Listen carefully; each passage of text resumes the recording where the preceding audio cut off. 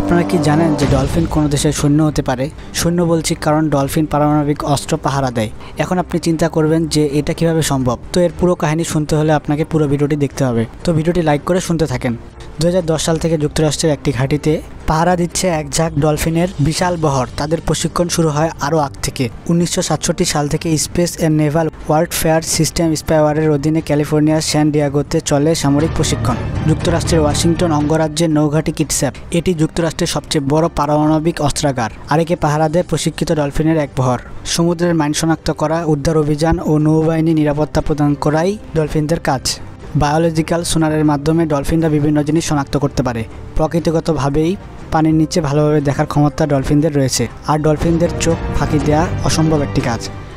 Dolphin যখন কোনো সন্দেহজনক কোনো কিছু পায় তখন ছুটে যায় তার প্রশিক্ষকের কাছে। শুধু যুক্তরাষ্ট্র নয়, রাশিয়ার কাছেও রয়েছে ডলফিনের এক বিশাল বহর। সো ভিডিওটি এখন শেয়ার করে দিন আর সাবস্ক্রাইব করতে ভুলবেন না।